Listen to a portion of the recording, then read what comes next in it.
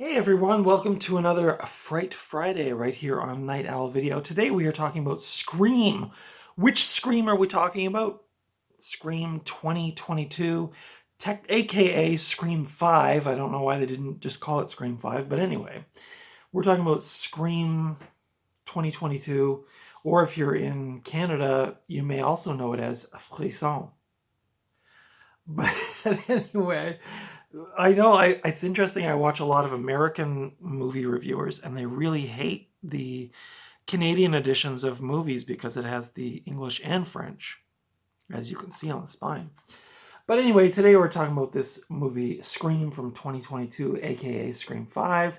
Thank you to everybody who has joined my channel recently. I have cracked 150 subscribers, and so thank you to everybody who's followed, commented, liked.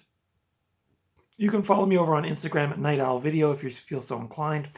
Today we are talking about this slasher horror movie from 2022, Scream. And this was directed by Matt Bettinelli and Tyler Gillett.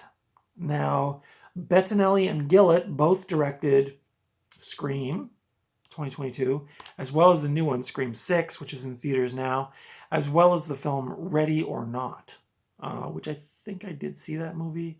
I can't really remember much about it. I think it's kind of forgettable, but actually, I don't want to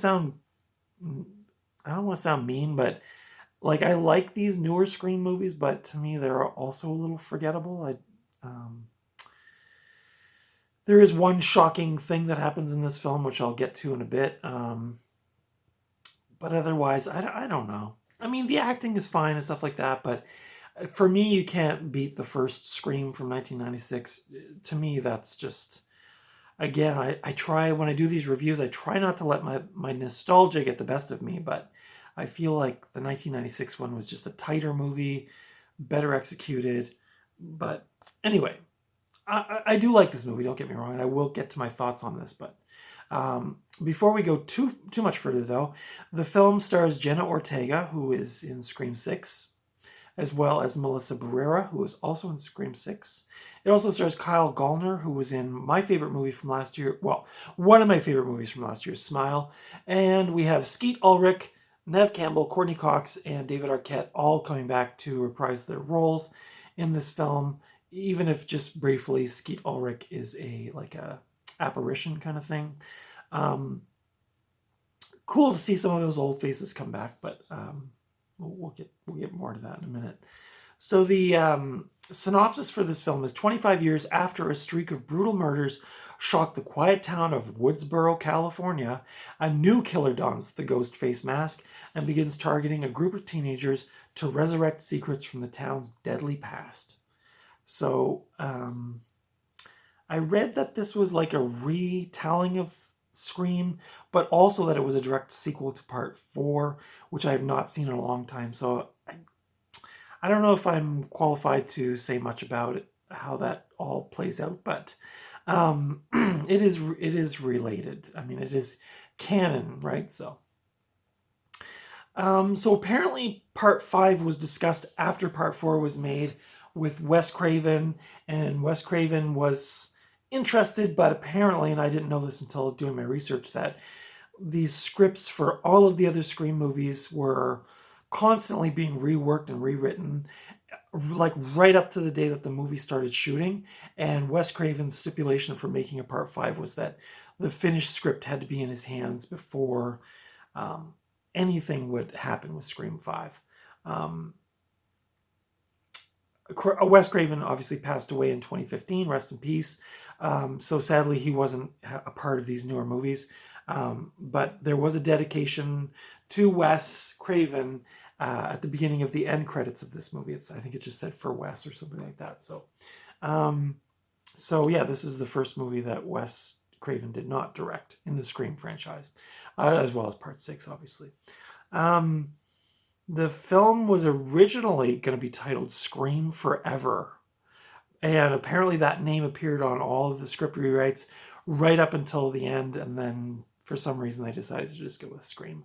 I personally still think it's just Scream 5 would work fine. I mean, the new one's called Scream 6. So, I mean, I don't get it. But anyway, There's some things that are so dumb you just have to kind of let them go. So Kevin Williamson, who was also a producer on Scream 3 and 4, came back as an executive producer on this one, as well as Scream 6, which is, as I mentioned, in the theater at the recording of this video.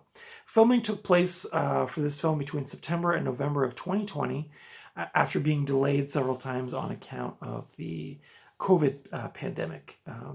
So even then, September of 2020, it was still kind of a really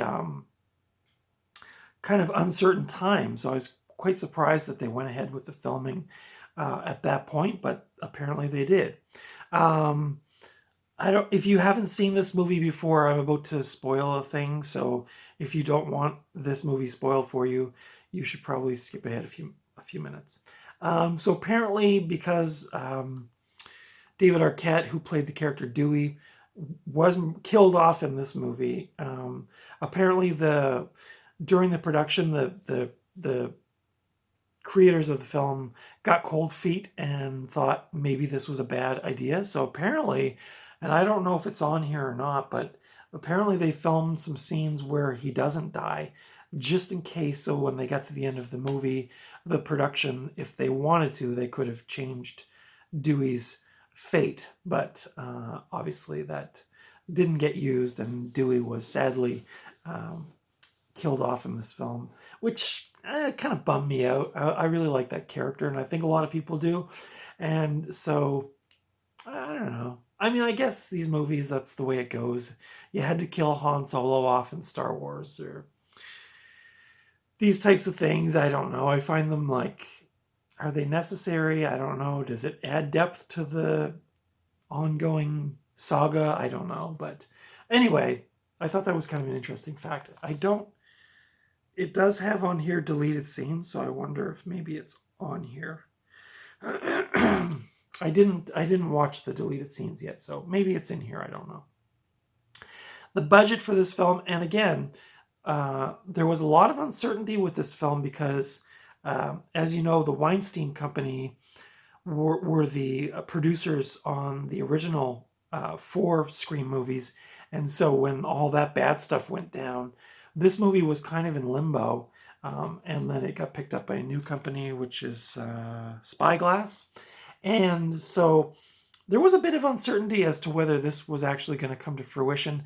It also hinged a lot on whether Scream 4 was going to be a success, which it was. I guess not as much of a success as they wanted it to be, but still enough to warrant considering a sequel. Then, like I said, with all the stuff that went on in Hollywood, this movie kind of fell into a bit of limbo. Spyglass Productions did pick it up, and they put some money into it. $24 million was the budget. And this movie brought back more than enough returns, $138.9 million at the box office. Clearly, Spyglass was like, okay, let's talk about Scream 6. So, yeah, no problem. And I'm sure Scream 6 is probably doing really well. I think it is.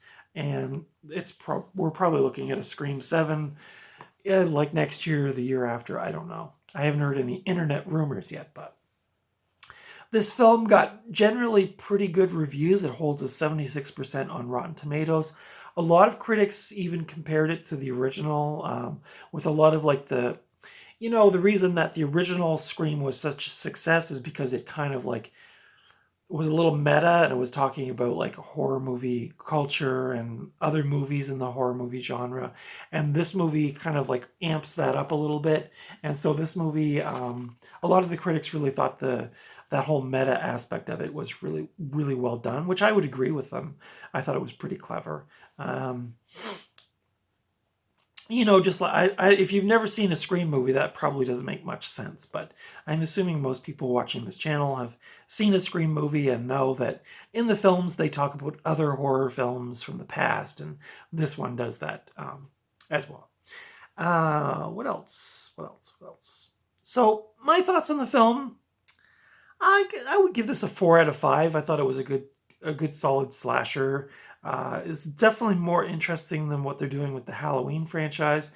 I mean, to me, and I've said this in other videos, I wish they just put all of it to bed and just let it just die. But they keep making them, so I'm just here reviewing them along with hundreds of other movie reviewers on YouTube. But I thought it was a cool slasher. I honestly liked this better the first time I watched it. I just rewatched this the other day for this review, and I didn't get into it as much. I think maybe it was the excitement of seeing it for the first time when I did that I was just really into it. That said, I thought it was pretty good. I like the new cast. The new actors in the film are really good. They hold up their end of the bargain with this. The legacy characters coming back, they were okay. But like I really thought that the one actress there, and what I forget her name already, but I thought she was really good. I'll just go up in my notes here and see if I can find Melissa Barrera, I think her name is.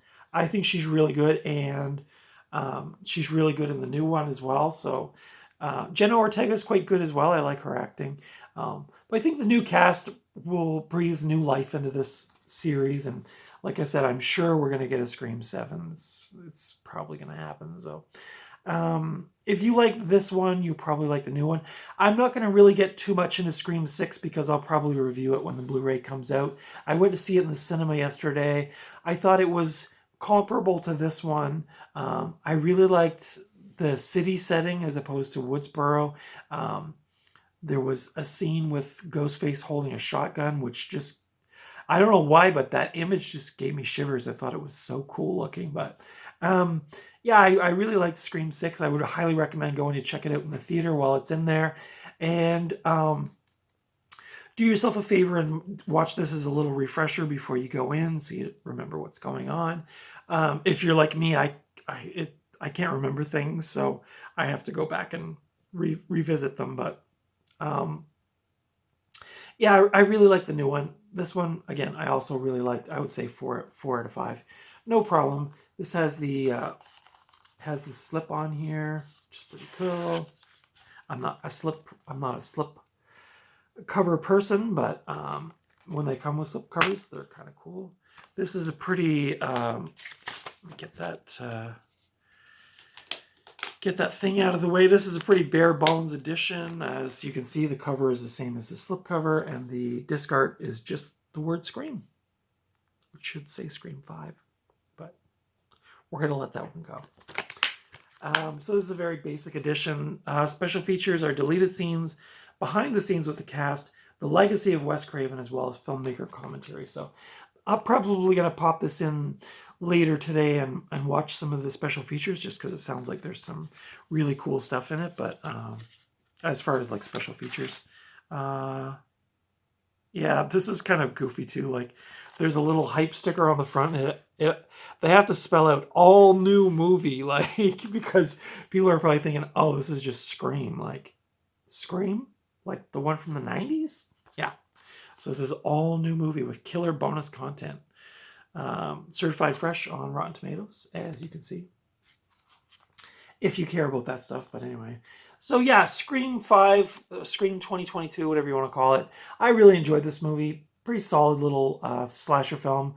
I probably liked Part 6 a little bit better, but like I said, I will do a review of Part 6 when the Blu-ray comes out, which I'm sure is going to come out in like July or something. So I will review that. You can look forward to me chatting with you about that one. But until, and in the meantime, you can watch this one.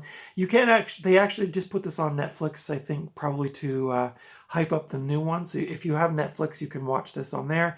You can also rent it from the Cineplex store and Amazon Prime for pretty cheap, I think. So let me know your thoughts on this film. Did you like this movie?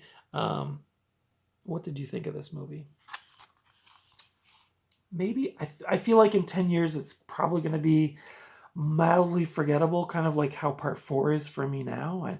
And look, I know there are a lot of Scream fanatics out there, and more power to you, but I'm just saying, as a casual horror movie fan, am I going to remember this in 10 years? Probably not. Of course, I'll be 63 by then, so maybe I won't remember a lot of things. Who knows? But anyway, let me know your thoughts on this film, Scream 5, in the comments below. Give me the thumbs up if you like my review. Consider subscribing if you haven't already. Follow me over on Instagram at Night Owl Video. And until next time, I will see you at the video store or at the thrift store or Maybe on those mean New York City streets fighting off Ghostface. Who knows? Until next time, take good care of yourself, and I will see you soon. Bye.